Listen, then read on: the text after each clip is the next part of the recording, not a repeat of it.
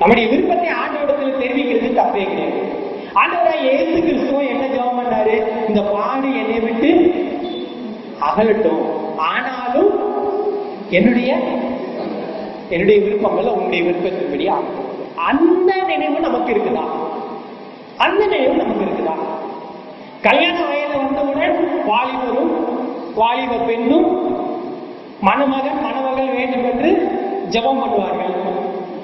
ஜெபிப்பவர்களும் குறிப்புகள் எழுதி கொடுப்பார்கள். ஒரு மணமகன் போதகரை வந்து சொன்னானா, பாஸ்டர் எனக்கு நல்ல பொண்ணா கிடைக்கணும்னு சொல்லிட்டு ஜாப் பண்ணுங்க பாஸ்டர்.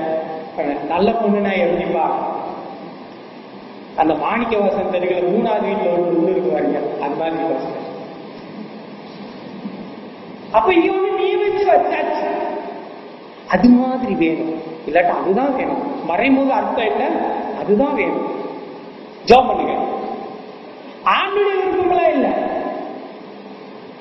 ஆண்டுடைய விருப்பம்னா இல்ல.